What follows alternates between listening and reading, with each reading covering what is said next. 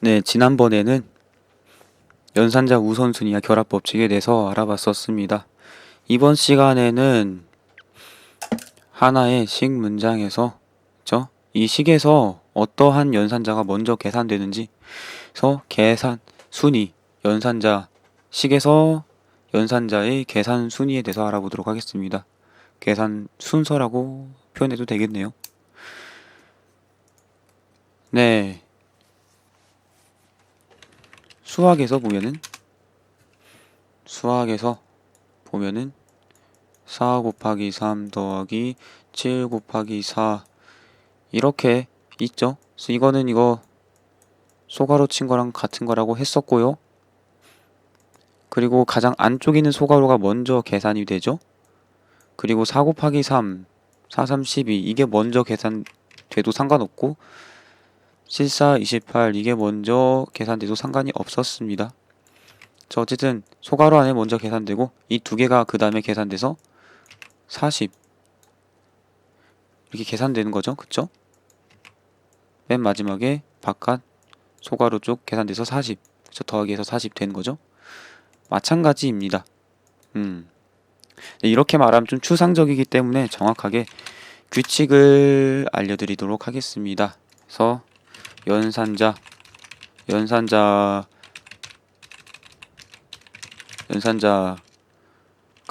있는 식의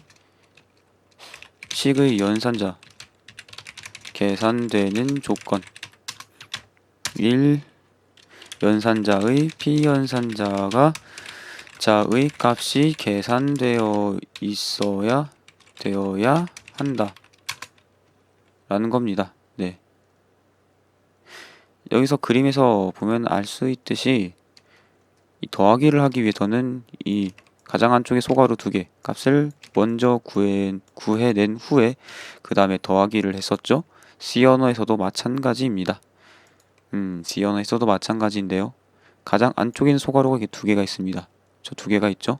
3 곱하기 4가 있고 5 나누기 7이 있는데요.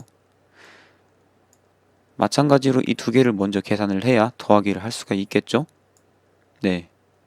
다르게 보면은 연산자의 피연산자의 값이 계산되어야 한다 라고 했는데 좀 더 다르게 말을 바꿔서 설명을 하면은 연산자의 연산자 값이 계산된 후 연산자로 계산하여 연산자로 결과값을 계산한다 이렇게 표현할 수 있겠습니다. 이거 먼저 계산된 후에서 더하기를 할 수 있다. 즉 더하기를 하기 위해서는 두 개 피연산자 지금 식으로 나와 있죠. 이 식을 각각 계산한 값, 즉 계산되어야 된다. 각각 피연산자에 해당되는 식이 계산된 후에 더하기로 연산을 할 수가 있다 라는 것입니다. 그리고 아까 말씀드렸듯이 왼쪽이 먼저 되든 오른쪽이 먼저 되든 상관이 없습니다. 네, C 언어 규칙이 그러합니다. 그렇습니다. 그래서 이거 계산을 하면은 3 곱하기 4 12 되고 5 나누기 7 하면 이거 0이 되겠죠? 정수형이니까요. 나머지 버리고 그래서 0이 되고 더하기 하면 12가 되겠네요. 그래서 더하기를 하면 12가 되는 거고 그 다음에 가장 바깥쪽 대괄호에 있는 이 대입기호 대입연산을 하면은 식의 결과는 오른쪽 값이 왼쪽 변수에 들어가고 난 후에 이 왼쪽에 있는 변수가 가지게 될 값인 12가 되는 거고 대입연산은 계산과 별도로 작동이 일어난다고 했는데 바로 오른쪽에 있는 값이 왼쪽의 변수에 실제로 들어가는 일이 일어나는 거죠. 네, 그렇습니다.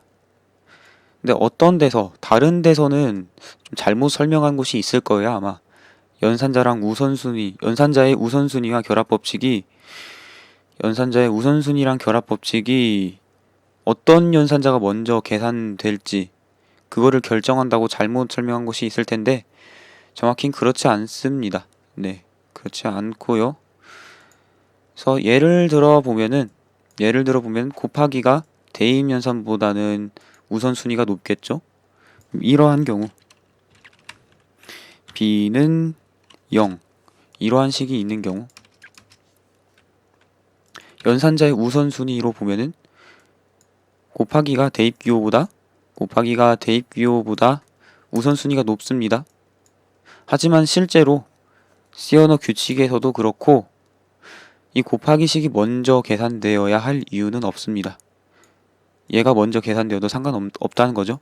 그래서 대입 연산자, 물론 0이 B에 들어가는 작동이 일어나지만 계산 관점에서 보면은 오른쪽 값이 왼쪽 변수에 들어가고 나서 왼쪽 변수에 있게 될 값인 0이 계산 결과가 되는 거죠. 그래서 0 더하기 4, 3, 12 네, 이렇게 되는 겁니다. 그래서 더하기 연산자의 계산 전에 피연산자 값이 계산돼야 된다고 했죠? 뭐 연산자의 피연산자 값이 계산된 후 연산자로 계산값을 계산한다 라고 되어 있었습니다. 그리고 두 번째, 대부분의 연산자에서 피연산자 어느 쪽 피연산자가 먼저 계산돼도 상관없다 라고도 표현할 수 있지만 정확히는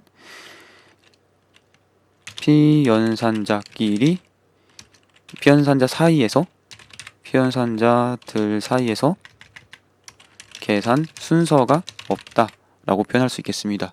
즉 대부분 연산자에서 피연산자들 사이에서 계산 순서가 없다. 다시 말하면 이 더하기 연산자의 피연산자 식으로 주어져 있죠. 그래서 어떤 피연산자를 먼저 계산해도 상관이 없다 라는 겁니다. 그래서 이건 컴파일러에 따라서 다릅니다. 어떤 컴파일러는 뒤에 거를 먼저 계산하도록 만들 수 있고 어떤 컴파일러는 앞에 거를 먼저 계산하도록 만들 수도 있고 어떤 컴파일러는 이 두 개를 비교해서 뭐 속도가 더 빠르게 구현될 쪽 최적화를 위해서 좀 속도가 더 빠르게 만들어지도록 빠르게 동작하도록 알아서 순서를 정해서 할 수도 있고 두 개가 동시에 계산될 수도 있으면 동시에 계산될 수도 있고 그래서 순서가 없다가 정확합니다. 순서가 없다. 동시에 될 수도 있죠. 가능만 하다면은. 그래서 컴파일러 구현 방식에 따라 다른 겁니다. 네, 그렇다라는 겁니다.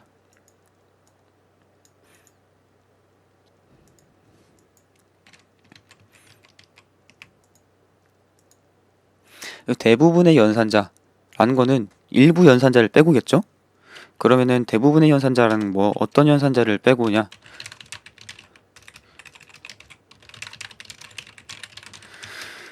이거 엔드 논리 연산자랑 오어 논리 연산자 그리고 콤마 연산자 바로 이게 콤마죠. 이거 콤마 연산자랑 그리고 나중에 사막 연산자에 대해서 배울 건데 이거 하나 둘 셋 넷 이거 4개를 빼고를 말합니다.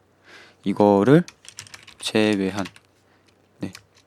하나 둘 셋 넷 이 4개의 연산자를 제외하고는 대부분 어느 피연산자를 먼저 계산하는지 상관이 없다. 더 정확하게는 피연산자들 사이에서 계산 순서가 없다라는 겁니다.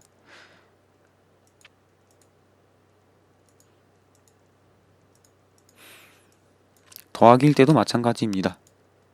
더하기일 때도 우리가 일부러 이렇게 소괄호를 치면은 얘가 우선적으로 이렇게 묶이겠죠? 얘가 이렇게 묶이겠습니다. 얘도 묶이고 얘도 묶이고 얘도 둘 다 이렇게 그룹핑이 되는 거죠. 이 경우 이 식이 먼저 계산될 수도 있고 이 식이 먼저 계산될 수도 있고 근데 결과적으로는 어떤 것이 먼저 계산되든 간에 계산 결과값은 같다라는 거죠. 어쨌든 결과적으로 12 더하기 12가 되는 거죠. 12 더하기 12가 돼서 덧셈을 하면 24가 되는 건 똑같죠. 어느 쪽이 먼저 계산되든 간에. 그렇습니다. 그래서 연산자 계산 순서였습니다.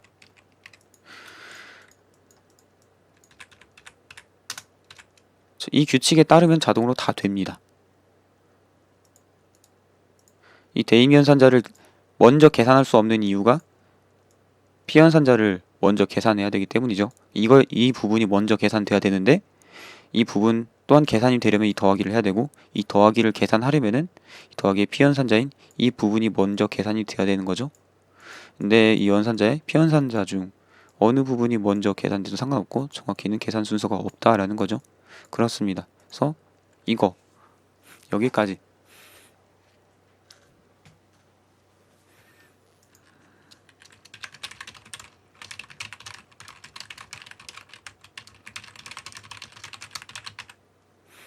네,